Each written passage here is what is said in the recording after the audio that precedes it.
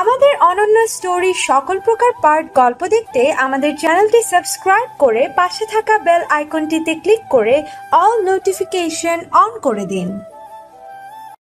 কি হলো মিস্টার, ঘুম ভাঙেনি এখনো নাকি? আমাকে দেখে এত ভালো লাগছে যে তাকিয়েই আছেন। আজকে অনেক সুন্দর লাগছে আমাকে, তাই না?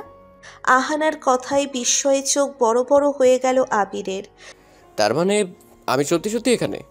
এটা বোধগম্য হতেই ধরপড়িয়ে উঠে বসল আবির। হাঁপানি রোগীর মতো হাঁপাতে হাঁপাতে লাগলো সে। ভালো করে খেয়াল করে দেখল আহানার শাড়ি পরেছে। আবির হাঁপাতে হাঁপাতে বিস্ময়ের সপ্তম আসমানে উঠে বলল, তুই এখানে এই বেশি কি করছিস? এসব কি করছিলি তুই? আবুলের মরা নানির ভূত চাপছে নাকি তোর ঘরে? তাই বুঝি এমন আলট্রা মডেল পেতনি সেজে সকাল সকাল হার্ট অ্যাটাক দেওয়ার ধান্দা করছিস?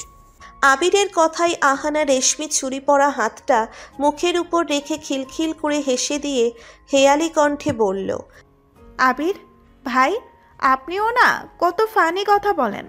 আবিরের ভ্রু কুচকে ভর্তা হয়ে যাওয়ার উপক্রম। সে অতি বিস্মিত কণ্ঠে বলল, ফানি? আমার কথা তোর কাছে ফানি লাগছে? এখন তো আমি 100% শিওর তোকে ভূতে ধরেছে। যা গিয়ে জিদানের মটকা বাবার কাছে গিয়ে চিকিৎসা করা। আবিরের কথায় আহানা আবারও হালকা হাসল। তারপর আবিরের চোখের দিকে অপলকভাবে তাকিয়ে থেকে ধীরে ধীরে ওর দিকে এগিয়ে যেতে লাগলো। আহানার কাছে আসা দেখে আবির থতমত খেয়ে গেল। ফিচেল গলায় বলল, হে, এই কি কি করেছিস তুই? খবরদার কাছে আসবি না। দূরে যা বলছি। সব বলতে বলতে পেছন দিকে হেলে গেল আবির। আহানা একসময় একেবারে আবিরের মুখের কাছে ঝুঁকে গেল। আবিরের গলা শুকিয়ে আসছে, শুকনো ঢোক গিলল সে। আহানা আবিরের একেবারে মুখোমুখি এসে কিছুটা আবেদনময়ী কিঞ্চিত ঠোঁট বাঁকিয়ে বলল, আমার ভূত কোনো মটকা বাবা নামাতে পারবে না। এটা শুধু আপনিই পারবেন। আপনিই আমার একমাত্র ওঝা। দিন না ওঝা সাহেব, কোনো মন্ত্র ছুঁড়ে প্রেমের কাঁটা যে বিঁধেছে হৃদয়ে, তা দিন না বের করে। আবিরের নিঃশ্বাস আটকে গেছে, কুলকুল করে ঘামছে মুখমণ্ডল। আহানার ভাবসাব তার ঠিক লাগছে না। এই দৃষ্টি তার অচেনা। এই দৃষ্টিতে সে ঘৃণার বদলে অন্য কিছু দেখতে পাচ্ছে, যা সে মোটেও চায় না। আবির এবার ধমকের সুরে বলল, চুপ কর বেয়াদব। কি আবল তাবল বলছিস? খবরদার আমার সাথে এসব কথা বলবি না। তোর না বয়ফ্রেন্ড আছে? তাকে গিয়ে শোনা তোর এসব আবুল মার্কা কথা। আহানা সোজা হয়ে বসে বলল, ওটা তো কাল্পনিক বয়ফ্রেন্ড ছিল, বাস্তবে থাকলে না শোনাবো? মানে ওইসব আমি মিথ্যা বলেছিলাম। আমার কোনো বয়ফ্রেন্ড নেই। হ্যাঁ, তোর না থাকলে গিয়ে একটা বানিয়ে নে। আমার মাথা খাচ্ছিস কেন সকাল সকাল? যা ফোট এখান থেকে। পুরো সকালটাই বরবাদ করে দিল। বলেই বিছানা ছেড়ে উঠে চলে যেতে নিল আবির, কিন্তু যেতে দিল না আহানা। পেছন থেকে হাত টেনে ধরে বলে উঠল, আর কত পালাবেন, কত হাত ছাড়বেন নিজের অনুভূতির থেকে, আর কত বাঁচবেন আমার ভালোবাসার থেকে? থমকে গেল আবির। চোয়াল শক্ত হয়ে এলো তার। সে ঘুরে এসে আহানার দুই বাহু চেপে ধরে ক্ষিপ্ত স্বরে বলল, কিসের ভালোবাসার কথা বলছিস তুই? হ্যাঁ, আর তুই এভাবে কেন দেখছিস আমাকে? তোর চোখে ঘৃণা কেন নেই আজ? আহানা আবিরের চোখে চোখ রেখে ব্যাকুল কণ্ঠে বলল, কারণ ভালোবাসি আপনাকে। আজ থেকে না, সেই ছোট্টবেলা থেকে, যখন জানতাম না ভালোবাসা কি, তখন থেকে ভালোবাসি আপনাকে। তাহলে চোখের ভালোবাসা ছাড়া আর কি পাবেন? Shut up. তোর সাহস কি করে হলো আমাকে ভালোবাসা? তুই শুধু আমাকে ঘৃণা করবি, আমাকে ভালোবাসার অধিকার নেই তোর। আমি দেব না সে অনুমতি। ভালোবাসতে অনুমতি লাগে না। ভালোবাসা কোনো কাজ নয় যার জন্য পারমিশন দরকার হয়। ভালো তো আমি বেসেই ফেলেছি, এখন আমার হাতে কিছু নেই। এখন হয় আমাকে ভালোবাসা দিয়ে সুখী করবেন, না হয় আপনার মর্মে পুঁততে পুঁততে একসময় শেষ হয়ে যাব। আবির অধৈর্য কণ্ঠে বলল, আনি কি হয়েছে তোর? হ্যাঁ, তুই আগেই তো ভালো ছিলি। কত সুন্দর একটা ঘৃণার অনুভূতি ছিল আমার প্রতি। তুই কেন পড়ছিস এই ভালোবাসার মুখে? ভালোবাসা খুবই খারাপ জিনিস, তোকে কখনো ভালো রাখবে না, ধ্বংস করে দিবে তোকে। এসব মিথ্যে মোহে পড়িস না, শেষ হয়ে যাবি। আহানা অশ্রু সজল চোখে তাকিয়ে বলল, আপনি ভুল বুঝছেন আবির ভাই।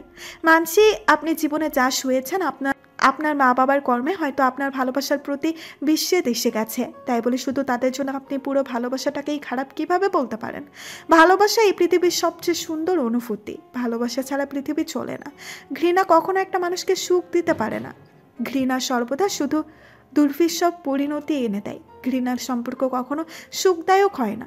আপনার মা বাবার কাছে এটা বোঝা যায় যে তাদের ভালোবাসা সত্যিকারের ভালোবাসা ছিল না, তাই এত ঠুনকো হয়ে ছিন্ন হয়ে গেছে তাদের সম্পর্ক। কারণ সত্যিকারের ভালোবাসায় কখনো ফাটল ধরে না। ভাইয়া ভাবিকে দেখুন, এত ঝড়ঝাপটার পরেও ঠিকই তাদের ভালোবাসা মঞ্জিল পেয়েছে, কারণ তারা সত্যিকারের ভালোবেসেছে। সত্যি ভালোবাসা মানুষকে অনাবিল সুখ এনে দেয়। প্লিজ একবার ভালোবাসার উপরে ভরসা করে দেখুন না, দেখবেন কত সুখী হন আপনি। বুলশিট, এসব সব সস্তা আবেগী কথা। ভালোবাসা কখনো কাউকে সুখী করে না। আমি ঘৃণাতে বিশ্বাস করি। তুই শুধু আমাকে ঘৃণা করবে, আমাদের ঘৃণার সম্পর্ক ছাড়া আর কোনো সম্পর্ক হবে না, বুঝেছিস? আহানা এবার গলার স্বর পাল্টে দৃঢ় কণ্ঠে বলল, আচ্ছা ঠিক আছে, করব আপনাকে ঘৃণা। আমাদের ঘৃণার সম্পর্ক হবে, কিন্তু কোনো সম্পর্কেই একপাক্ষিক হয় না, তাতে দুই পক্ষেরই সমান অবদান থাকতে হয়। তো আমি না হয় আপনাকে ঘৃণা করলাম, কিন্তু আপনার কি? আপনি কি আমাকে ঘৃণা করেন? আপনি আমাকে ঘৃণা করবেন না, অথচ আমার কাছ থেকে ঘৃণা চান। এটা কেমন কথা? সম্পর্ক তো ইকুয়াল হওয়া চাই, তাই না? তো বলুন, করেন ঘৃণা আমাকে? এই পর্যায়ে আবির থতমত খেয়ে গেল। অপ্রস্তুত কণ্ঠে আমতা আমতা করে বলল, অবশ্যই আমি তোকে ঘৃণা করি, প্রচুর ঘৃণা। আহানা দুই হাত ভাঁজ করে বলল, আচ্ছা কই, আমি তো দেখতে পাই না। ঘৃণা কি ঘা পচড় নাকি যে দেখা যাবে? বললাম তো ঘৃণা করি, অনেক ঘৃণা। কে বলেছে দেখা যায় না? অবশ্যই দেখা যায়। ভালোবাসা যেমন বোঝা যায় তেমন ঘৃণাও বোঝা যায়। আর আপনার চোখে আমি এক বিন্দু ঘৃণা দেখতে পাচ্ছি না, তার মানে আপনিও আমাকে ভালোবাসেন? What rubbish! ভালোবাসা আর আমি জাগিয়ে চোখের ডাক্তার দেখা, চোখে ছানি পড়েছে তোর। আহানা এগিয়ে গিয়ে দুই হাতে আবিরের গলা জড়িয়ে ধরে মোহময় হেসে বলল, জানি আমার না আপনার মনে পড়েছে, তাই তো মিথ্যা চাদরের সত্যকে ঢাকতে চাচ্ছেন। তবে লাভ হবে না। এখন হয় আপনি আমাকে ঘৃণা করবেন, না হয় নিজের ভালোবাসা মেনে নেবেন। তাছাড়া আমিও ছাড়ছি না আপনার পিছু। আবির আহানার হাত ছাড়িয়ে রাগ দেখানোর চেষ্টা করে বলল, তুই তুই না অনেক পচা হয়ে গেছিস, একেবারে অসহ্য টাইপের পচা। তাই তুই যা তো এখান থেকে, সকাল সকাল মাথা নষ্ট করে দিচ্ছিস আমার। যা এখান থেকে, আর খবরদার এই বাড়িতে আর আসবি না। বলেই আবির আহানার হাত ধরে নিয়ে গিয়ে দরজার বাইরে বের করে দিয়ে দরজা আটকে দিল। আহানা দরজায় চাপড়ে বলল, বললেই হলো নাকি? এটা কি আপনার বাড়ি? এটা আঙ্কেলের বাড়ি। আমি কোথাও যাচ্ছি না। দেখি কতক্ষণ পালাতে পারেন আপনি। অফিস থেকে আজ অনেকটা জলদি জলদি চলে এসেছে আদ্র, কারণ অমালিয়া আজ ওকে ফোন করেছিল, বলেছিল কি যেন কথা বলবে।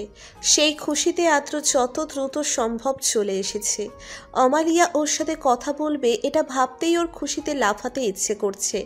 খুশি মনে বাসায় ফিরে নিজের রুমে এসে দেখল অমালিয়া বিছানায় আনমনা হয়ে বসে আছে। আদ্র মুচকি হেসে ওর সামনে এগিয়ে গিয়ে বলল, কি যেন বললে বলো এখন। অমালিয়া আদ্রের দিকে তাকিয়ে নরম সুরে বলল, বলবো, আগে ফ্রেশ হয়ে এসো, শান্ত হয়ে বসো। আচ্ছা, আমি এখনই ফ্রেশ হয়ে আসছি। আদ্র প্রফুল্লিত মনে ফ্রেশ হতে গেল। আজ যেন ভালো কিছু হতে চলেছে, এমনটাই আশা তার। কিছু সময়ের মাঝেই ফ্রেশ হয়ে এসে অমালিয়ার সামনে এসে দাঁড়ালো সে। অমালিয়া বসতে বলল আদ্রকে। আদ্র যেন আরও এক ধাপ আনন্দিত হয়ে অমালিয়ার থেকে এক হাত দূরত্ব বজায় রেখে বলল। অমালিয়া কিছুটা থমথমে কণ্ঠে বলল, দেখো আদ্র, আমি অনেক ভেবে দেখলাম আমাদের বিষয়ে, আর অনেক ভেবে একটা সিদ্ধান্তই পৌঁছেছি। আমি এইভাবে আসলে আমি আর পাচ্ছি না। আমি ক্লান্ত। আমার প্রতিটি ভুলের মতো এই বিয়ে করার সিদ্ধান্তটাও ভুল ছিল। ভেবেছিলাম তোমাকে কষ্ট দিয়ে হয়তো আমার নিজের কষ্ট কমবে, মনে প্রশান্তি পাবো, কিন্তু এমন কিছু হলো না। বরং উল্টো আমাদের জন্য আরও অনেকের জীবনে প্রভাব ফেললো। দেখো, এভাবে আমি চলতে পারছি না। তাই আমাদের দুজনের ভালোর জন্য আমি এই সম্পর্কটাকে আলাদা করতে চাই। আমি আলাদা হতে চাই আদ্র, এতে আমরা দুজনেই ভালো থাকবো। আমি ডিভোর্স ফাইনাল করতে চাই আদ্র। আদ্রের মাথায় আকাশ ভেঙে পড়ল। তার হাসি খুশি মুখটা আতঙ্কের কালো আধারে ছেয়ে গেল। হৃৎপিণ্ড কেঁপে উঠল তার। আদ্র ব্যথিত কণ্ঠে বলে উঠল, কি বলছো এসব আমালিয়া? প্লিজ এমন করো না। তুমি চাইলে আমাকে অন্য যে কোনো শাস্তি দাও, আমি কিচ্ছু বলবো না তোমাকে, তবু প্লিজ আমাকে ছেড়ে যেও না। অমালিয়া ধরা গলায় বলল, প্লিজ আদ্র, বোঝার চেষ্টা করো, এটাই আমাদের জন্য ভালো হবে। তুমিও রাজি হয়ে যাও প্লিজ। আদ্র এবার আরও ভেঙে পড়ল। সে অমালিয়ার সামনে নিচে হাঁটু গেড়ে বসে অমালিয়ার 2 হাত ধরে কান্নাজড়িত কণ্ঠে অনুনয়ের সুরে বলতে লাগলো, প্লিজ লিয়া, এমন করো না। তুমি আমাকে যে শাস্তি দেবে আমি মাথা পেতে নিব, কখনো প্রতিবাদ করব না, আর কখনো তোমার কাছে মাফও চাইবো না। তুমি সারা জীবন আমাকে শাস্তি দিয়ে যাও, শুধু আমাকে ছেড়ে যেও না প্লিজ। তোমাকে ছাড়া আমি থাকতে পারবো না। অনেক ভালোবাসে ফেলেছি তোমাকে, তোমাকে ছাড়া শেষ হয়ে যাব আমি। প্লিজ যেও না আমাকে ছেড়ে, প্লিজ প্লিজ প্লিজ। অমালিয়ারও অনেক কান্না পাচ্ছে। সে নিজেকে অনেক কষ্টে সামলে নিয়ে বলল, দেখো আদ্র, আমার দ্বারা এসব সম্ভব না। আমি অনেক চেষ্টা করেই দেখেছি আমাদের মাঝে স্বাভাবিক স্বামী স্ত্রীর সম্পর্ক করা আমার পক্ষে সম্ভব না। সত্যি বলতে তুমি মানুষটা খারাপ না। হ্যাঁ, তুমি আমার জীবনে এই অবস্থার কারণ, তবুও এতদিন আমি এতটুকু বুঝতে পেরেছি তুমি মন থেকে খারাপ না। দেখো, আমি হয়তো তোমাকে মাফ করে দিতে পারবো, হয়তো কোনো এক সময় তোমাকে ভালোবেসে ফেলতে পারবো, কিন্তু তোমাকে আমি স্বামী হিসেবে কখনো গ্রহণ করতে পারবো না, কখনো তোমাকে সেই অধিকার দিতে পারবো না। কারণ সেই বিষাক্ত ঘটনাটা সব সময় আমার চোখের সামনে ভাসবে। আমি চাইলেও কখনো সেসব ভুলতে পারবো না। তাই বলছি, দুজনার আলাদা পথ বেছে নিলেই ভালো হবে। এই বন্ধনে আটকে থেকে কেউ ভালো থাকবো না। আমি ভালো থাকবো লিয়া, অনেক ভালো থাকবো। আমার কোনো কিছু চাই না, স্বামীর অধিকারও চাই না। তুমি যেভাবে চাইবে সেভাবেই থাকবো আমরা। তবুও আমাকে ছেড়ে যেও না। আমি সারা জীবন এইভাবে খুশি খুশি থাকতে পারবো। শুধু আমাকে আলাদা করো না প্লিজ। শুধু এই শাস্তি বাদে আর যা খুশি দাও প্লিজ লিয়া। আদ্র অমালিয়ার 2 হাতে মাথা ঠেকিয়ে করুণ সুরে কাঁদতে লাগলো। অমালিয়ার ভীষণ কষ্ট হচ্ছে। সে থাকতে না পেরে উঠে চলে গেল ওখান থেকে। আদ্র আরও ভেঙে পড়ল। হঠাৎ যেন তার পৃথিবী শেষ হয়ে গেল মনে হচ্ছে। তার করা ভুলের মাসুল এভাবে দিতে হবে তার স্বপ্নেও ভাবেনি সে। এর চেয়ে তো ফাঁসির দড়িতে ঝুলে যাওয়াই ভালো ছিল। অমালিয়া বিনা জীবিত থেকে কি লাভ? হন্তদন্ত হয়ে আদিত্যের বাড়িতে এলো আবির। আন্নির জন্য মনটা কেমন অশান্ত হয়ে যাচ্ছিল তার, তাই শেষমেশ না থাকতে পেরে চলেই এলো। এসেই এদিক ওদিক চোখ বুলিয়ে দেখলো আন্নিকে কোথাও দেখা যায় কিনা। মেয়েটার কিছু হলো এই চিন্তায় মাথা ঘুরছে তার, কিন্তু কোথাও দেখতে পেল না আহানাকে। নূর রান্নাঘরে কিছু দরকারে এসেছিল। আবিরের এই উকি ঝুঁকি তারও চোখে পড়ল। বুঝতে পারল আবির কাকে খুঁজছে। আবিরের অস্থিরতা দেখেই বোঝা যাচ্ছে। নূর কিছু একটা ভেবে এগিয়ে গেল আবিরের সামনে। গলা খাকারি দিয়ে আবিরকে উদ্দেশ্য করে বলল, কাউকে খুঁজছেন আবির ভাই? হঠাৎ নূরের প্রশ্নে থতমত খেয়ে গেল আবির। অপ্রস্তুত কণ্ঠে বলল, মানে ওইদিকে আদিকে খুঁজছিলাম। ও নেই বাসে? না, ও তো অফিসে। আবির জোরপূর্বক হেসে বলল, ও আচ্ছা, তা সব ঠিকঠাক আছে তো? মানে বাসার সব ভালো আছে তো? না নূর ভালোই বুঝতে পারছে আবির বাসার সবার উছিলায় কার ভালোর কথা জানতে চাইছে, তাই সেও কৌশল করে বলল, হ্যাঁ, এমনিতে তো সব ঠিকই আছে, শুধু ওই অন্নিটা। নূরের বাক্য শেষ হওয়ার আগেই আবির ভীতিগ্রস্ত হয়ে বলে উঠল, আনি, কি হয়েছে আনির? ঠিক আছে তো?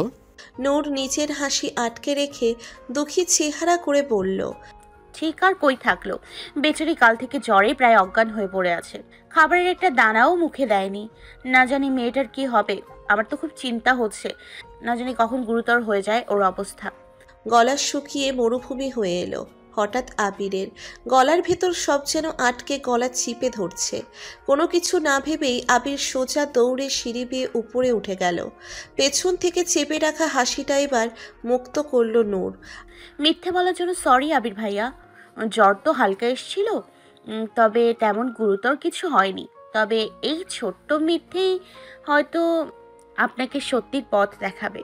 আবির দৌড়ে আহানার রুমে এসে দেখল আহানা কাঁথা মুড়ি দিয়ে কাত হয়ে ঘুমিয়ে আছে।